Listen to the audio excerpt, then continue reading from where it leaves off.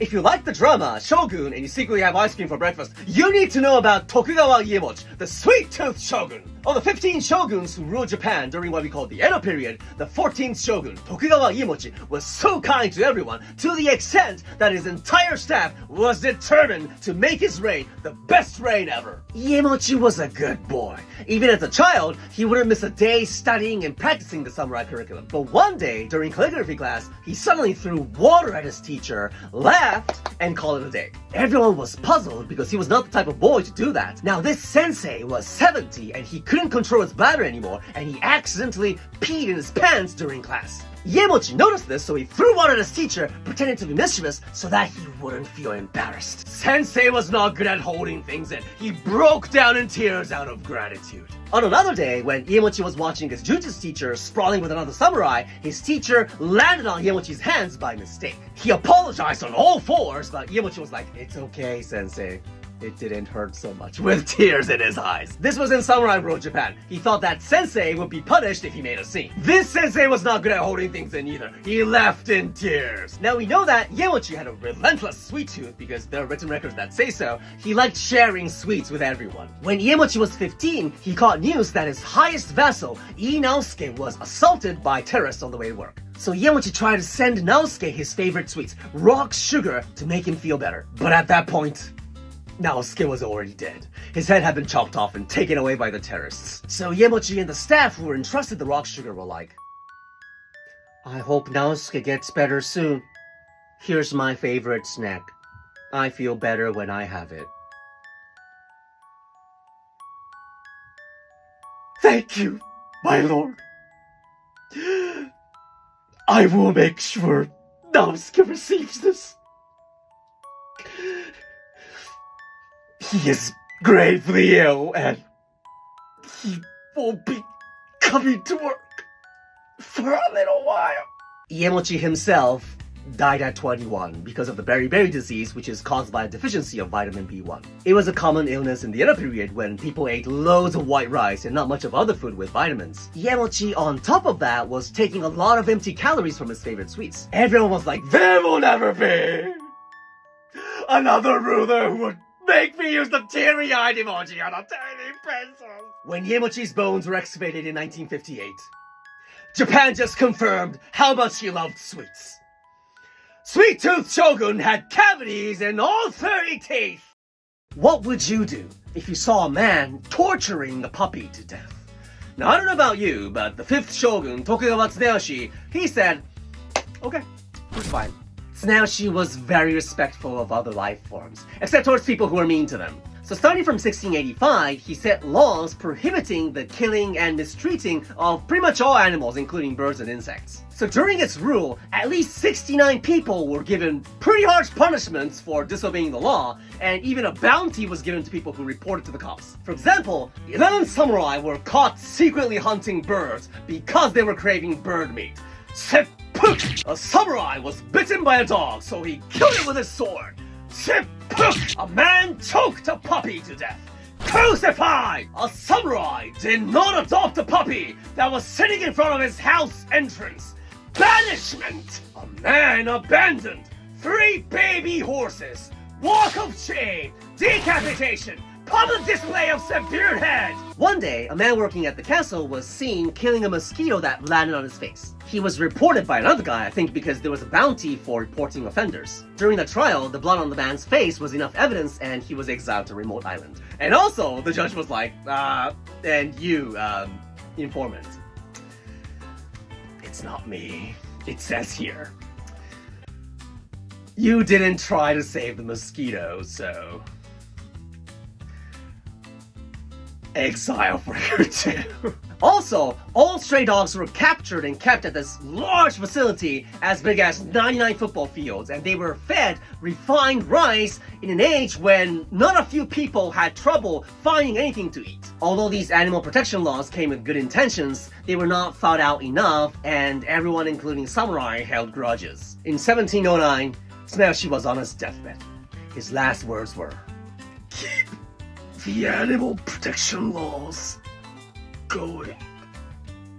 So, 10 days after Tsuneyoshi's death, the government reverted the law. Everything back to normal, guys. But let's keep the part about banning abandoning kids and abandoning sick people because we need to stop doing that. Historians now think that it was thanks to Tsunayoshi that Japanese people started to think twice before resorting to taking or hurting other lives. Tsunayoshi developed this obsession with protecting the weak right after he lost his 5-year-old son.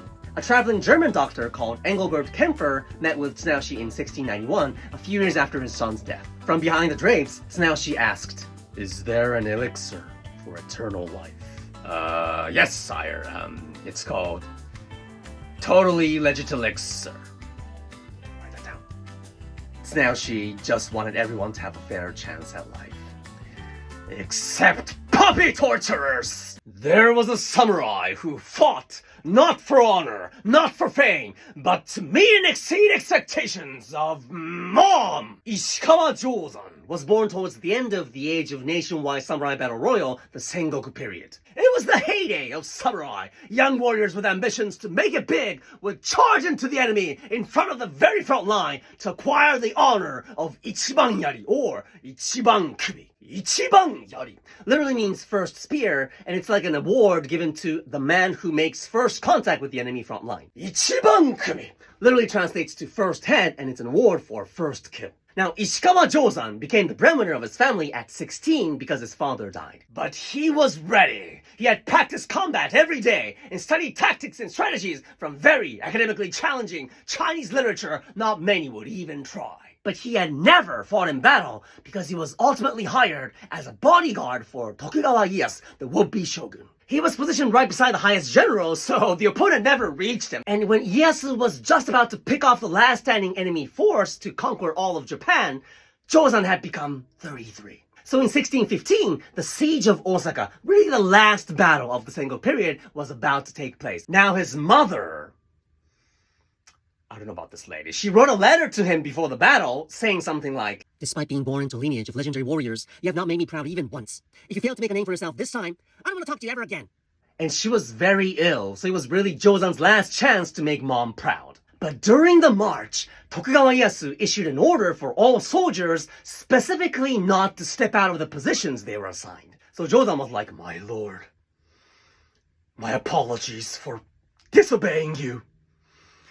But you don't have a tiger, Mom!" So he sneaked out of his camp and power walked to the very front line because he's going for Ichiban Yari and Ichiban Kubi. And when the battle kicked off, his 33 years of frustration just exploded. He got into one-on-one with a pretty famous samurai and destroyed this poor dude. He got first kill, Ichiban Kubi. Jozan was not given a formal award by Ieyasu and instead was suspended because he disobeyed orders to stay put. But his samurai peers were like, but my lord, did you see him fight?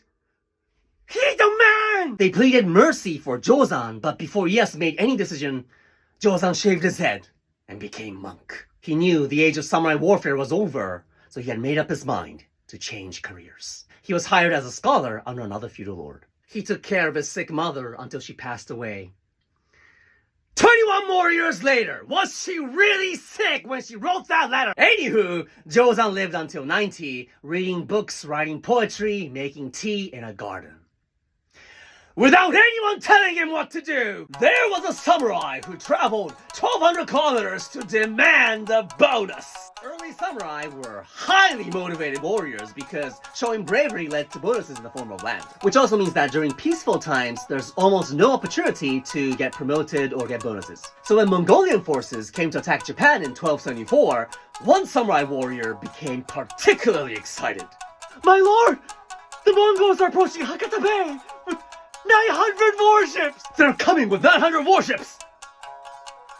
Yes!" Takezaki Suenaga had just lost an internal strife against his relatives and lost the land he used to have in what is now Kumamoto Prefecture. So in his mind, a chance to make a comeback just emerged out of blue from the sea. So with just 4 men remaining under his control, he charged into the enemy because being the first to clash with the enemy front line was the most honorable achievement in the world of samurai. But the Mongols were far advanced in warfare then, and they even had crossbows and even grenades. Compared to them, samurai warfare during this time was more like a school play. It was not a mass-to-mass warfare yet, it was more like a whole bunch of simultaneous one-on-ones that started with a lengthy introduction with each other.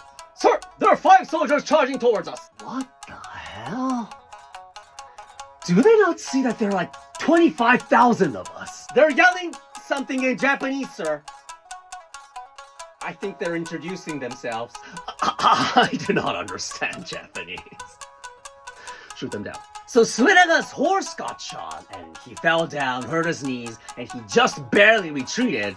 But he was there first, so his boss recorded him as first in war merit. Team Japan won, largely thanks to an autumn storm that sank most of Mongolian ships. So Suenaga was waiting for his bonus, but 3 months passed and nothing came his way. It seems like his boss forgot to mention him when he was reporting the results. Suenaga needed that bonus, that's why he risked his life rolling around in pain on the battlefield. So he left Kumamoto and traveled all the way to Kamakura to protest before the shogunate. What? He's still here? This guy charged into an army 5,000 times bigger than his and traversed 1,200 kilometers on foot to file a complaint. I am not interested in finding out what he would do next. Someone please give him some land, like in the deepest countryside of Japan. Suenaga's claim was approved after 3 months of persistent protesting. Later in life, Suenaga had a painter paint his battle with the Mongols because he wanted no one to forget about his efforts. More blood. More blood, please! My late horse, Umako-chan! She deserves credit too! So that is how I remember the first samurai who got beaten the crap out by the Mongolian Empire. There was a Zen monk who lived 73 years solely on alms, wrote poetry, played with children. That's all he did, and still marked his name in history. Ryokan was always smiling, and for him, anger was just not a concept. One day, he was playing hide and seek with the local children, and these children were not the cute types. They were the types who inspired people to not have children, but still, they couldn't anger Ryokan. Hey, it's getting dark. We haven't found Ryokan. He's in that haystack. Let's just leave him there. See what happens. Okay. See you tomorrow. And then the next morning, a villager heard something rustling under the haystack. Oh, Ryokan-san. What are you doing here? Shh. I'm playing hide and seek with the children. Can you put it back on? Thank you. In his humble home, Ryokan only had a rusty bowl, a pot, and a worn-out futon. But one day, a thief snuck into his house. He looked for items to steal, but all he found was a rusty bowl, a pot, and a futon with Ryokan in it. Ryokan pretended not to notice, and rolled over so that it would be easier to steal the futon. Thief-san must be neater than I am if he has to steal my dirty futon. But he didn't take the moon I can see from my room. And my utmost favorite episode of his is his conversation with a rich retired man. Ryokan-san, I've turned 80. I have a few more things I want to do, and I want to live longer. Could you chant a mantra for my longevity? Oh, sure. But you need to tell me how long you want to live. We need to set clear goals. Well, I'd like to live until 100. 100? That's only another 20 years. You'll die when you turn 101, but is that okay? Oh, then can I wish for more? Of course! How long do you really want to live? Maybe 150? All right, 150. You'll die at 151. Wait! 180! Oh, come on. Aim for the moon. Land among the stars. Oh, if you say so, then I'll live forever. All right, a live forever chant coming up. Chanting mantras is not a Zen thing, but he did it anyway. What's right, what's authentic doesn't matter. What matters is that you made someone happy today. Run late for appointments in Japan and bid farewell to your reputation. Like the Shogun's son did 400 years ago. Tokugawa Hidetada was the would-be heir of the first shogun, Tokugawa Ieyasu. He was 21 when Dad was about to finish off his conquest of all of Japan in a final battle called the Battle of Sekigahara. Hidetada was a good boy. He wasn't the sporty type, but he was smart, he was compassionate, and he did everything he could to live up to Dad's expectations. So Dad entrusted him 38,000 men, half his military and his mightiest warriors, and told Hidetada to come to the main battlefield via a different route where a small castle was kind of blocking the way. It was Hidetada's first time commanding troops, so he must have been nervous. It's just a small castle with 2,000 men protecting it, so it shouldn't take long. But this little castle, Ueda Castle, was the HQ of the Sanada family, led by the notoriously cunning Sanada Masayuki 51. Father, Hidetada's forces are 15 times greater than ours. How do we win? The first step to victory is to define victory. Now, Hidetada had to capture Ueda Castle as soon as possible so that he could resume his march towards the main battlefield. So he urged Masayuki to surrender. That would cost the least number of lives and time. Masayuki shaved his head and replied, "Please allow me 2 days to persuade my staff to surrender." "Oh, that's good. Nobody will die. Let's wait. It's just 2 days." But then 2 days later, the letter Masayuki sent was like, "After careful consideration, we decided not to surrender. We kicked your dad's ass when he tried to take us down the last time. Oh, if his son's got more balls. Show us, Tokugawa Jr. Show us what you got. Gentlemen, we're gonna destroy them." So the battle started, but Masayuki's like a lot more experienced. He had like 3 or 4 surprise attacks ready. He even flooded the river behind Hidetada's camp so that he couldn't retreat. So basically, Hidetada wasted 7 days and several hundred men on an enemy a 15th of his size. And that's when a letter from Dad arrived. "Hidetada, we want your troops to arrive at Sekigahara by the 9th. See you there. Love, Dad." What day is it today? Oh, it's the 9th, my lord. Holy. So Hidetada and his troops ran, but they finally got to Sekigahara on the 19th. The Battle of Sekigahara took place and ended on the 15th. Sanada Masayuki's goal all along was to keep Hidetada's 38,000 men away from the main battlefield because that's the equivalent of picking off 38,000 enemy men from the battle. Hidetada's dad still won, but he was very close. He was not happy with Hidetada. He didn't talk to him for several days.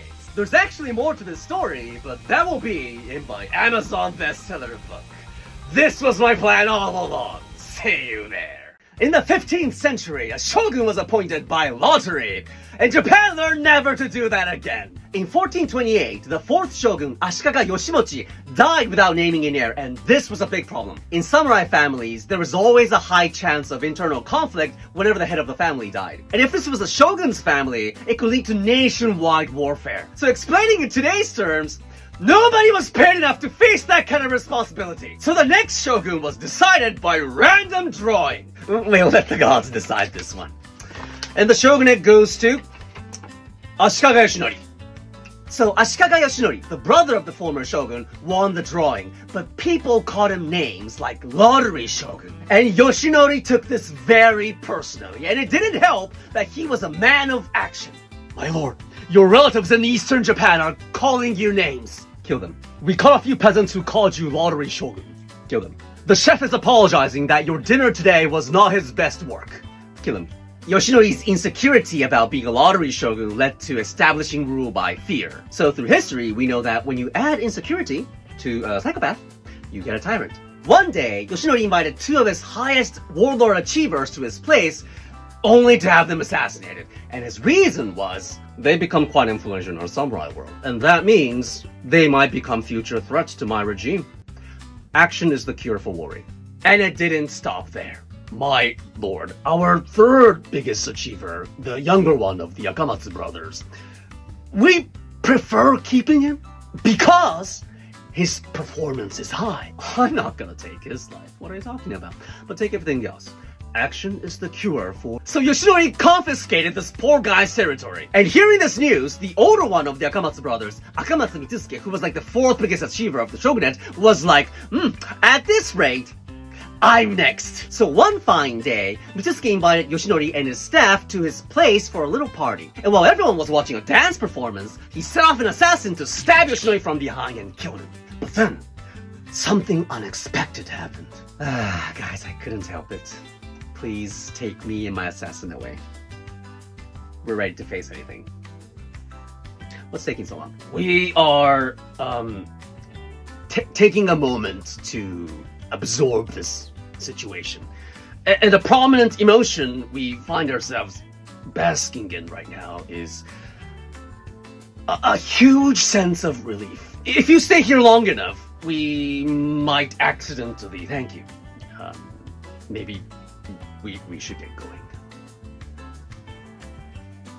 So Mitsusuke didn't get caught for like a month. So number one, killing is not good.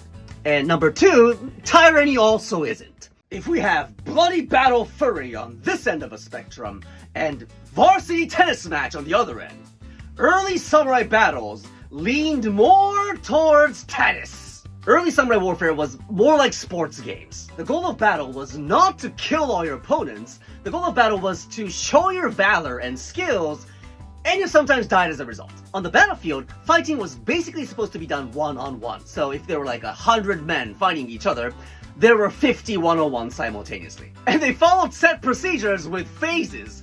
It was like, oh, it's already started. Does anyone want to fight me? Hey, Shigechika, that guy looks like he doesn't have a partner. Oh, great. Yeah, 我こそは武蔵の国より参った大串次郎重親なり. Oh, I know that name. My great uncle married into the Ogushi family like 70 years ago. Oh, what a small Japan. This is my first battle ever, so it'll be cool if I can chop your head off and bring it back home so that I can make my mom proud. Whoa, don't be so hasty. Sword fighting comes after horseback arrow shooting.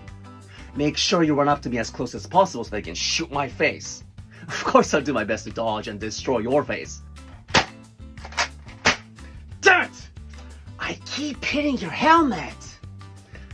Now I'm out of arrows. It's okay. I'm out of arrows too. So now we get off our horses and draw our swords. So this is when. I was wondering when we get to use our swords. And everyone else who didn't have a partner or were kind of finished for the day watched and cheered. There's a famous episode of a battle between the Genji samurai and the Heike samurai. They were fighting each other on the shore of a place called Yashima. But maybe their introductions were too long or something, and the sun started setting, and they were like, hey, some of us are in our 50s, and we can't really see each other.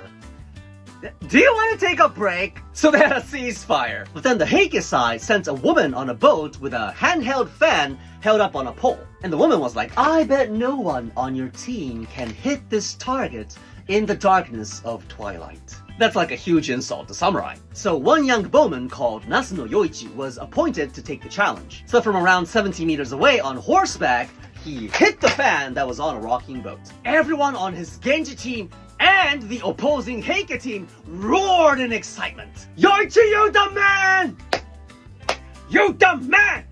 You know what this sounds oddly similar to? A game of horse! A samurai in the 19th century was such a motivated learner that he tried to sneak into a US warship to learn about modern civilization, got caught, got jailed, used prison time to read 600 books, and turned all his inmates into lifelong learners.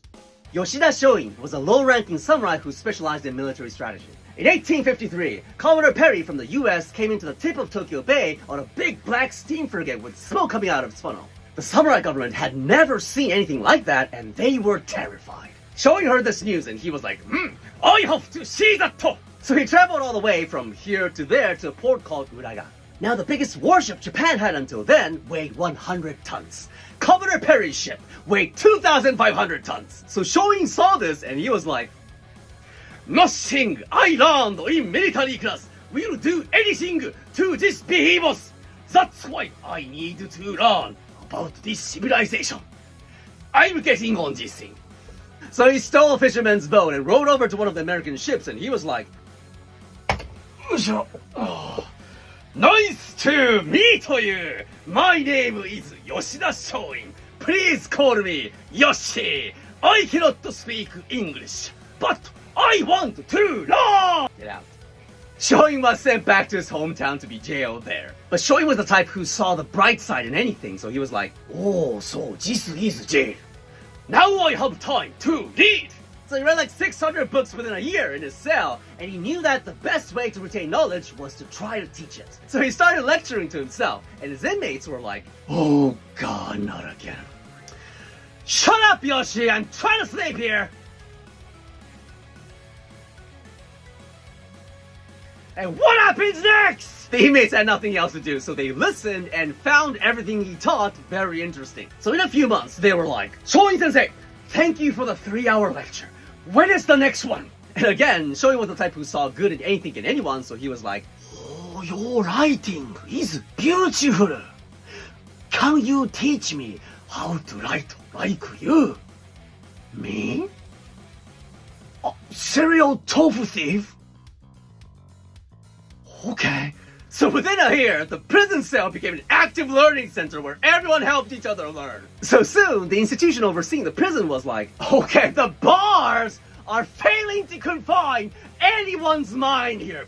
Please just start a school. So Shoin started a school and taught about 90 students, and these students eventually helped to overthrow the samurai government. One of them even became Japan's first prime minister, another became the second prime minister, and one started up 2 universities, and one of them is in Shibuya. Shoin, unfortunately, was executed by the samurai government because in their eyes he was a dangerous activist. But he was immortalized because his students deified him at Shoin Jinja Shrine for being one heck of a teacher.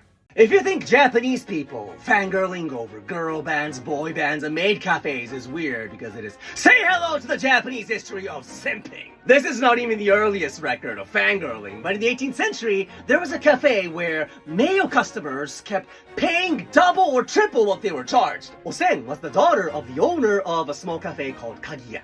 It was located in the premises of a shrine near Ueno in Edo City, which is the old name of Tokyo. It said that she started working there when she was around 14, and it was just word of mouth from there.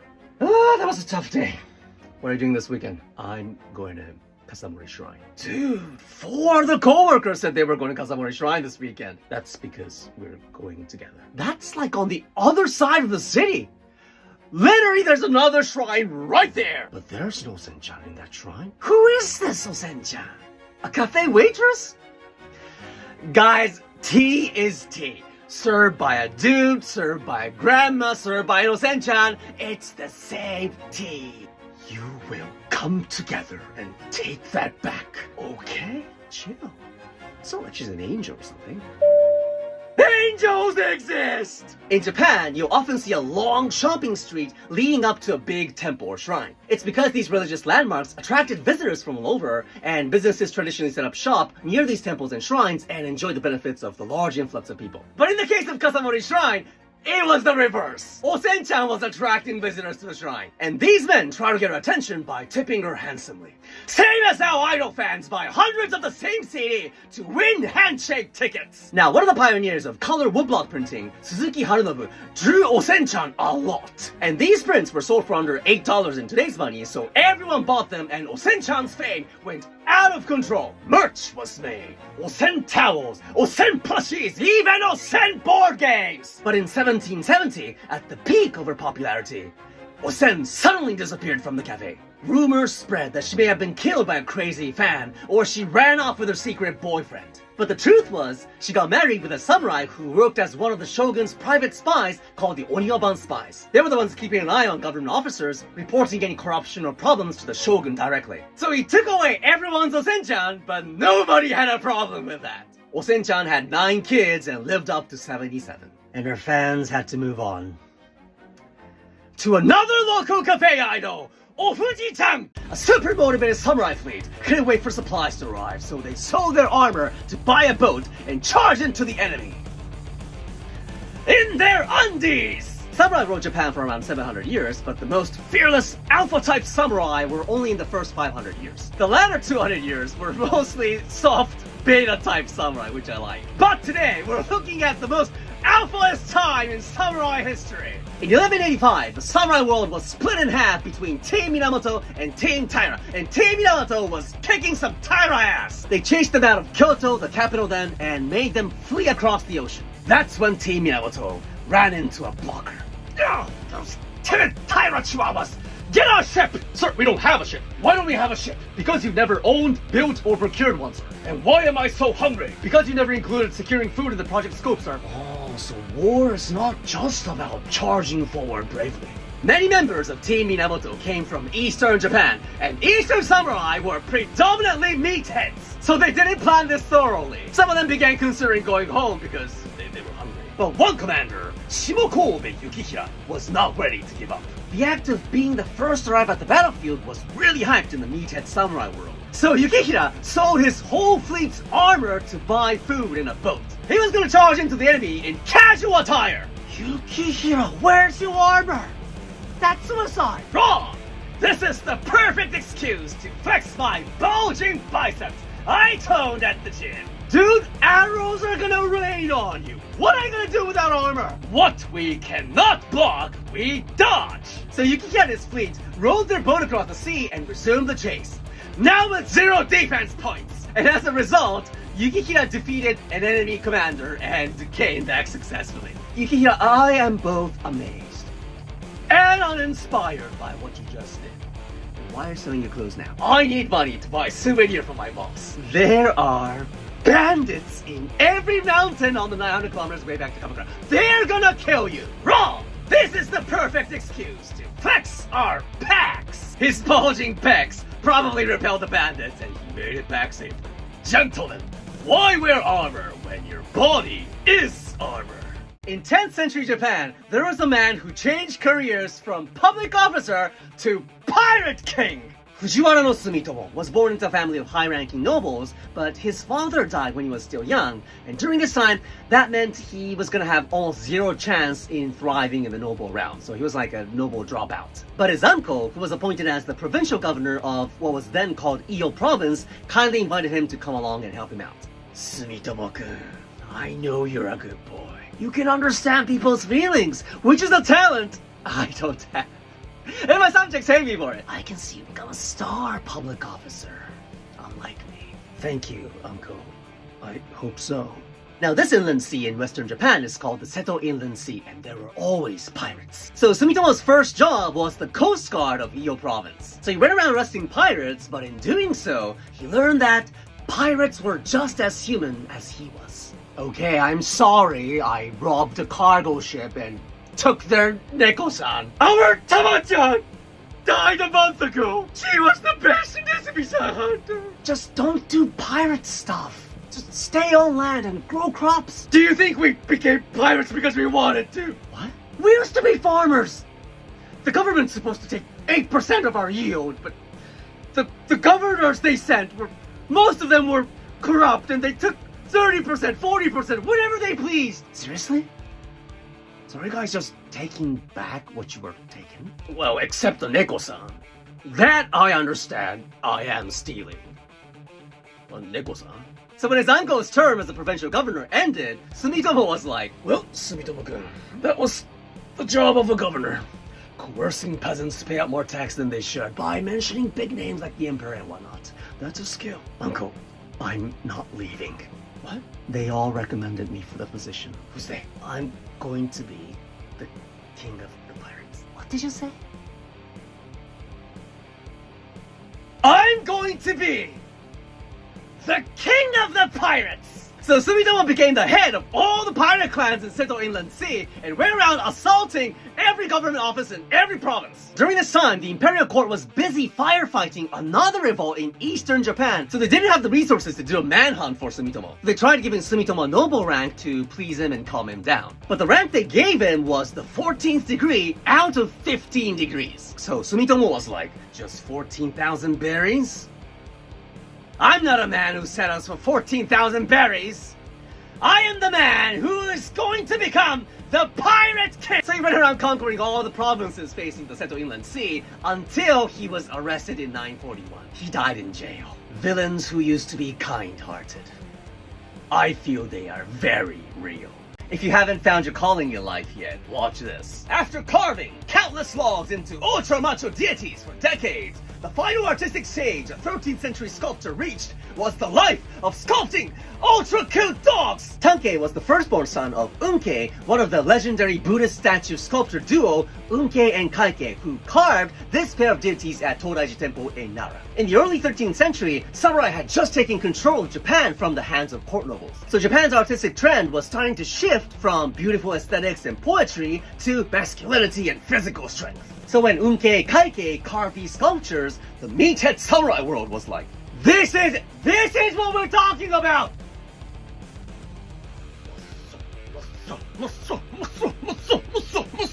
So Unkei got a lot of gigs from the samurai government, and Tankei, as his son, sculpted a lot of six-packs. But his father's name was too big, and he was always seen as a mere assistant muscle sculptor. But that was until his father died, and he met a Buddhist priest called Myoe. They were the same age. So, Tankei-san, have you found your voice as a sculptor? I don't know. Maybe I should focus on something other than biceps. Like triceps. I see. Oh, I stepped over a puppy. Why did you pray to a puppy? You never know. Dogs may be the reincarnation of my dead parents. I feel so much love from them. All my parents gave me were carving assignments of doubts and bags. Look how kawaii this puppy is. This boy is the most powerful being in this world. What? But it doesn't have a bicep. No bicep, no value. Ugh, Tankei-san. Physical strength may force people to pay taxes, but they will still hide their wealth in the mountains. Meanwhile, people bring money to kawaii. We will exhaust our wealth on pushies. Kawaii. It's the farthest idea from muscles and my father. It will mean the world to me if you carved me a puppy. So Tankei started shaping an unprecedented sculpture style. It's too edgy. It's not kawaii! You can do it, Tankei-san. Rounder! Rounder! I'm shaping something round with something sharp. No part of my muscle journey was a waste. Power exists to shape love! Yoe-san, this is the answer to my life. No, this is the answer to humanity. So most likely for the first time in Japanese history, a sculpture was made, not for a patron, not for religion, but purely for the sake of expressing kawaii. Tankei found his voice and soon carved a cute shika-san. So if you haven't found your calling, you may want to look in the farthest place from where you are now. New generations ruin everything for the better.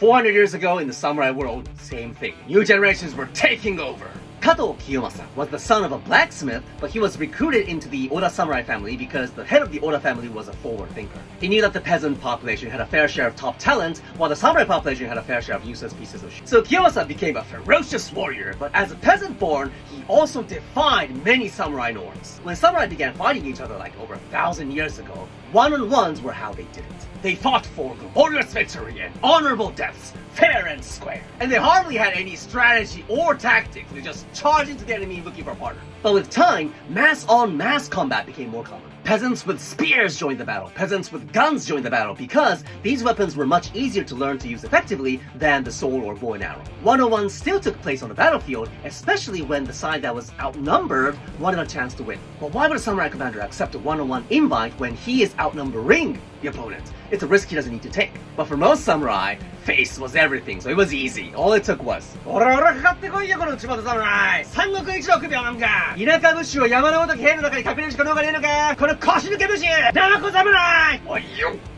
Kiyomasa is a peasant born.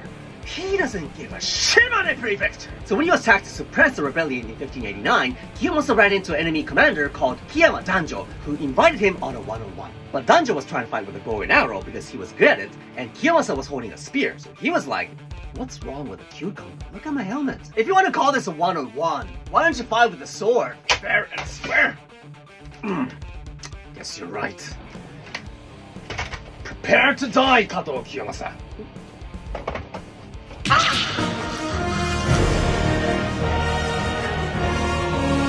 So Kiyomasa got down with the one-on-one instantly and seized the enemy castle. There are a few story variants of how he wants to fight the 101, but in every one, he doesn't fight for honor, he fights for results! A superpower of the coming generations is their ability to streamline dated traditions. Kendo is a Japanese martial art of swordsmanship, discipline, and respect.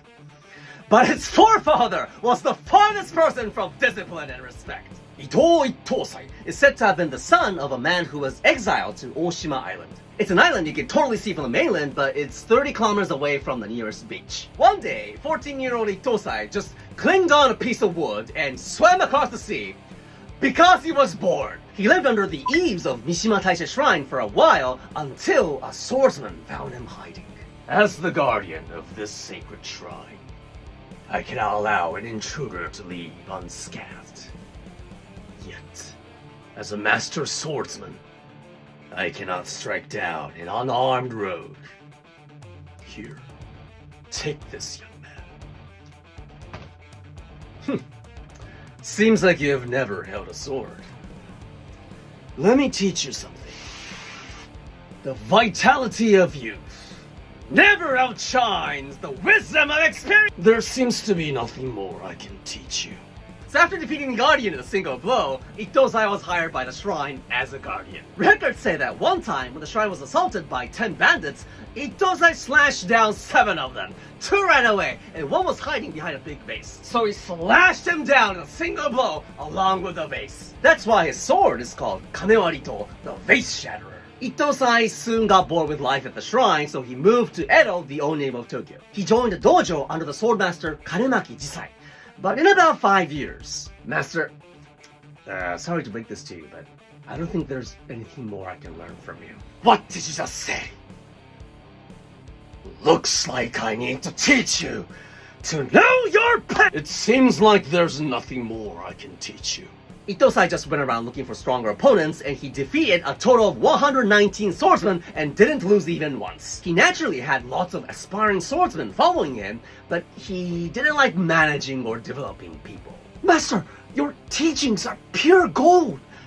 Let's spread them across Japan for future generations.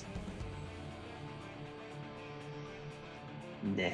Master, talented people win, untalented people lose. That's how it works. Master, you should never say that. Tadaki, you're pretty good, but look at all the other apprentices. They should look for their own niche. This is not theirs, that's all I'm saying. Don't listen to him! Master, they have feelings! Hey, here's my sword. You can start a dojo, but please don't involve me. See ya. So Ittosai disappeared, and his best apprentice, Ono Tadaaki, went on to establish the Ono School of Ittoryu swordsmanship. He was later hired as the swordsmanship instructor of the Shogun's family. Ittoryu became a big part of the basis of the martial art we now call Kendo. There was a man in the 18th century in samurai ruled Japan who made a hang glider by mimicking a pigeon, successfully glided, and got arrested for scaring the bejesus out of people. Ukita Kokichi was a 7-year-old when his father died and was taken under the care of relatives who ran an umbrella and furniture shop. During this time, most items and furniture were made of wood and paper. Traditional Japanese umbrellas are made of bamboo and wax paper. Screen doors are made of wooden frames with paper glued on them. So Kokichi grew up acquiring these craftsman skills, and in his free time, he was often found in a nearby temple staring at pigeons. Boy, do they look dumb as hell. The way they shoot glances at you, expecting that we have treats for them all the time. But in their timid eyes, I also see the confidence of a ruler, the ruler of the skies.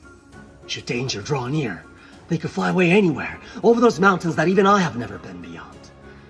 Their wings, how are they made? So Kokichi snatched a pigeon and studied the dimensions of its wings, body, and weight. And he put together Japan's first hang glider out of wood and paper. He even made it so that he could flap the wings by pushing and pulling the bar. So in 1786, Kokichi climbed the bridge railing over a river in what is now Okayama Prefecture and jumped with his hang glider. He quickly realized that he didn't have the strength to flap those gigantic wings, but he did glide for about 50 meters. But there was a couple by the river, like making out or something, and they saw a giant set of wings gliding past them in the semi-dark. So they thought it was a tengu, a winged goblin/deity in Japanese folklore, and reported to the police. The next morning, samurai police came and Kokichi was arrested because he tried something new without permission. But sir, I didn't hurt anyone. I'm afraid we need to punish you, Kokichi. have a taste of samurai conservatism. So he got suspended from Wakayama and had to move to Shizuoka. He opened a grocery store there and he did fine. But when he was 51, Kokichi was like, "Oh, I've grown old. But I have just enough energy to challenge those pigeons once again. Gods of the wind and rivers of Shizuoka, carry me into the skies where the pigeons glide!"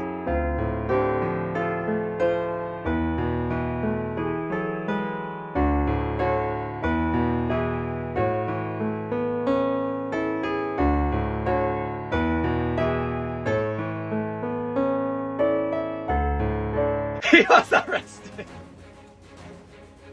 and got suspended from Shizuoka, but he opened a restaurant and he did fine. So remember, you can fly if you decide you can. Do you sometimes feel guilty for stretching the rules your parents or company said and covering it up so that you don't get caught? Well, don't be. So much because samurai did that too! Samurai were the ruling class of pre-modern Japan, and they were the keepers of order. So naturally, samurai were expected to behave like an ideal, disciplined human being, following Bushido and everything. But that was an ideal and not always reality. Actually, the authors of Harakure, a book on Bushido, felt that they needed to put it down on paper because many samurai were not being exemplary samurai. During the Edo period, there was no war for over 200 years, so many samurai had become the average bro inside. Whenever young samurai went out into the city, they often got into trouble and fights or spent too much money, and this was a headache for their clan masters. So they were confined in their dorms during much of the month, and on the days they could go out, their clan masters set a samurai curfew. But curfews were not going to stop those samurai bros. They went above and beyond to maximize their recess time. The curfew was at 6 p.m. in most samurai clans, the time when the clan's dorm gates shut. So approaching 6 p.m. every night, samurai bros came rushing in. "Bro, we're not gonna make it. Move your legs, not your mouth. Carry your swords on your shoulder. But hanging swords from our waist is our class privilege and identity. Wake up to the truth. At this moment, we are not samurai.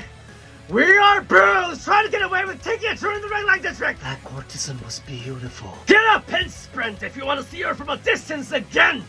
Meanwhile, at their clan's dorm, their samurai colleagues, aka their other bros, were withholding the gatekeeper, whose job was to close the gate when the time was up. Oh, 5:58 already. I'd better head to the gate. What do you guys want? We want to share a moment with you to discuss the content of this Bushido book. We have no idea what this guy's talking about. Hagakure. I have never seen you guys read this. We got stuck on page 2. Okay, it's good you're feeling a sudden surge of motivation to tackle this piece, but where's Kizaemon and Shinzaemon? They should be coming back shortly. But more importantly, we would like to hear your opinion on what it says here on integrity. I can speak a TED Talk long on integrity. But before that, it's 6:10 already. I better go close that gate. Here's our gratitude! A TED Talk from our senior samurai. TED Talk coming up. So samurai colleagues bribed the gatekeeper, held him up if they had to, all for their bros to make the most of the little freedom they were allowed to have. Rules ought to be followed, but life ought to be maximized. We dance a delicate dance between contradicting ideas. There was a best-selling novel in pre-modern Japan that was about an unattractive, spoiled rich boy who relentlessly wants to be seen as a stud and consistently fails. Edo Umare, Uwaki no Kabayaki was a comical novel written by best-selling author Santo Kyoden during the Edo period. The protagonist, Enjiro, has a nose like Shrek's, so everyone, including himself, doesn't consider him to be the hottest guy on the planet. He's the son of a super rich merchant, so he has nothing to do all day, so one day he reads a romance novel and gets hooked. Oh, how I wish to be every woman's heartthrob, like this protagonist. I know that's not possible. Then at least how I wish to be rumored about as a player. So he asks his closest bros for advice, and together, they come up with ideas to do everything but pursue women. Guys, how can I make people think that I'm a player? I think first we need to divert some attention away from your face. How about if you tattooed a bunch of women's names on your body? He's gonna tattoo imaginary women's names! That's like the saddest thing I've ever heard. Let's get 20 or 30 of those. Guys, the point of this game is not to hurt my feelings. But how do we make it believable? I mean, look at this guy's face. Let's have some tattoos half erased. So Enjiro goes through the pain of getting women's names tattooed all over his body. And some of them you can only barely make out what they say to make it look like he has some kind of history. And as a result, it didn't work. Nobody cared. But the bros are not ready to give up yet. You know how sometimes fangirls just show up at popular kabuki actresses' houses and make a fuss? I can pay someone to do that for me. So Enjiro asks a geisha woman called Oen-san if she could act as if she was madly in love with him. Oen-san, would you storm into my house and make a scene? Like, threaten my family that you will take drastic measures if you can't marry me. But that's embarrassing. Here's 50 ryo, which in today's money is like $35,000. Oh, this boy is dumb as hell. Consider it done. Enjiro-san! From the day I saw you from behind the garden shrubs at the temple festival, I have fallen hopelessly in love with you. Oen-san! Oen-san, can you say that a bit louder so that the neighbors can hear you? I'll pay you 10 more ryo. Hopelessly in love with you! Didn't work. No one gossiped about it at all. So the bros thought they needed to invest more in publicity, so they hired a journalist to write a story about it. Breaking news! A geisha crashed into Dumpling Nose Eijiro's house and demanded marriage. Details are in this paper. Ladies, take it, it's free. You'll have to pay me to accept garbage. So no one read it. The story goes on and Eijiro keeps failing to make a name as a player, but succeeds a bit in making a name as an idiot. Don't we love endearing dummies? Do you know what this textile pattern is called in Japanese? It's called Sekkamonyo, and it was named and created by a samurai feudal lord who was obsessed with snow. Doi Toshitsura was the lord of the Koga clan governing what is now Koga City in Ibaraki Prefecture. He had a retainer who was a Dutch literature researcher. Now during this time, the only country Japan traded with was the Netherlands, and some Japanese scholars learned how to read Dutch so that they could study the latest technology and Western culture. And right around Toshitsura's time, microscopes came into Japan, and it seems like he got a hold of one through his retainer. And since then, whenever it snowed, Toshitsura stormed outside with tweezers, a black cloth, and a black lacquer box. It's so hot! Box! Go! Oh, my lord, it's time for our next meeting. Give me 3 hours!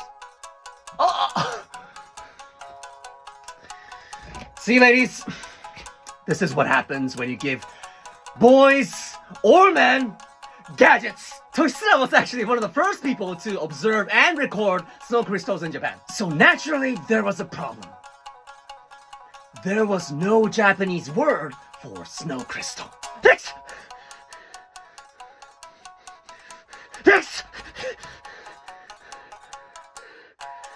beautiful. And they're never the same shape. What am I gonna call them?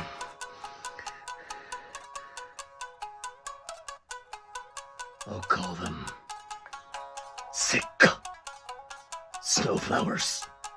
So he drew 183 Sekka shapes in a book and published just a handful of copies. Now, people of Edo, which is the old name of Tokyo, were all extremely fashion conscious. So kimono textile makers created new patterns every year to entice them. And one day, these textile makers came across Toshitsura's book.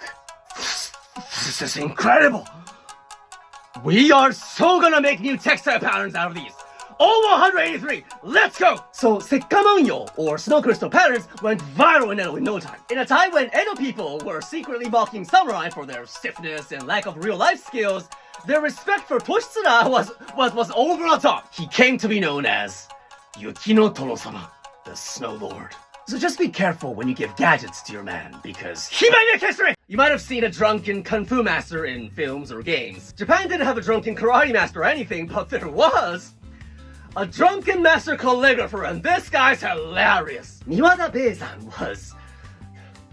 his whole life was a joke. I mean, he wasn't trying to be funny, but I'm sorry I cannot stop laughing. Beizan was born into a family of priests running the Hyo-Hachiman Shrine in Ehime Prefecture. When he was 27, his father died and he became a priest. Now, as you can see in this photo of Hyo-Hachiman Shrine, there's kanji written everywhere, right? These were often written by the priests of that shrine. So Beizan studied calligraphy through books. He never became an apprentice under any master calligrapher because he was a priest in the countryside and he couldn't or didn't want to go anywhere. So his calligraphy style was not influenced by mainstream trends too much, but what made his style one and only was his relentless liking of sake. As soon as his priest hours were over, he chugged 3 shos of sake. What is sho? Now this is called masu, and it's a measuring cup for rice and sake. And they come in different sizes. The biggest one in this picture is 1 sho.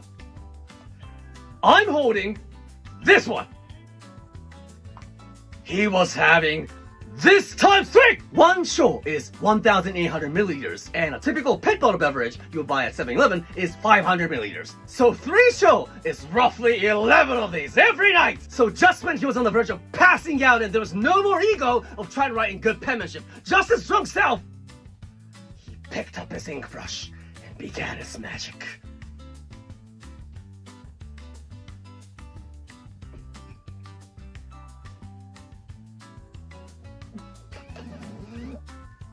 Paper.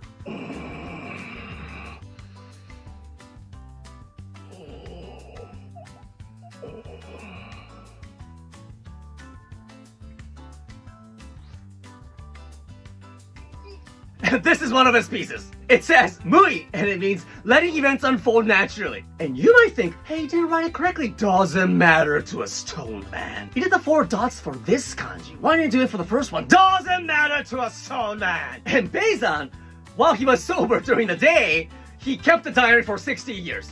Probably because otherwise, he would have died without a single memory. But drinking that much? He must have died early. Lived up to 88!